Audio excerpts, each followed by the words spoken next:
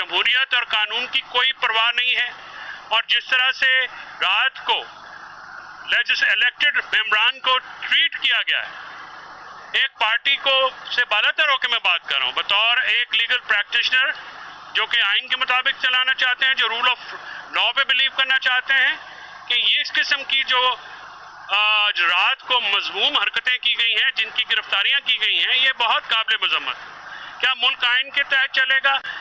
یہ ملک جو ہے اسمبلی رولز کے مطابق چلے گا؟ رولز امینڈ ہوئے ہیں، یہ رولز جب ڈاکٹر شیریں مزاری کا کیس تھا اس پٹیشن میں بھی پیش ہوا تھا تو نیشنل اسمبلی نے رول امینڈ کیے تھے، آپ کو اسپیکر کی اجازت چاہیے ہوتی ہے۔ میں سمجھتا ہوں کہ اسپیکر صاحب کا جو کردار ہے اپنے ادارے کو بچانے میں وہ کافی شرمناک حد تک ناکام ہوئے۔ ان کے علاوہ جو اس وقت حکومت میں ہیں، جس طرح سے فسطائیت برپا کی گئی ہے، میں اس کی بہت مذمت کرتا ہوں، اور آئین اور پاکستان میں آئین کی بحالی کا مطالبہ کرتا ہوں، اور سپریم کورٹ سے یہ میں امید رکھتا ہوں اور مطالبہ بھی کرتا ہوں کہ آئین کی بحالی کے لیے اپنا کردار ادا کریں۔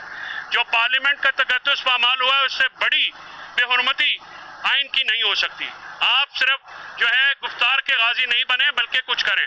اس طرح سے آئین جس طرح سے معطل ہے پاکستان میں، اس کا بحال ہونا ضروری ہے۔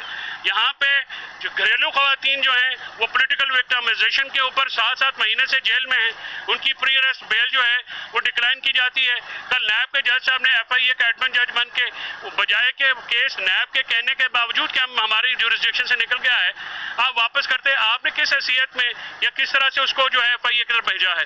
وہ ٹرائل جو ہے وہ تو ایف آئی اے دیکھے گی، نیب کے لاز اور ہیں، ایف آئی اے کے لاز اور ہیں۔ تو آج جس طرح سے گھریلو خواتین کو یہاں پہ مقید ہیں، وہ کسی قانون کے تحت نہیں، وہ فسطائیت اور جبر کے تحت مقید ہے۔ تو میں جو لیگل ریمیڈیز ہیں وہ تو ہم جاری رکھیں گے انشاءاللہ۔ تھرسڈے کو خان صاحب کی بریت کے اوپر جو ہے وہ درخواست کے اوپر آرگومنٹس ہوں گے، اور آگے جو لیگل رائے عمل ہے وہ ہم لیں گے۔ Thank you very much G.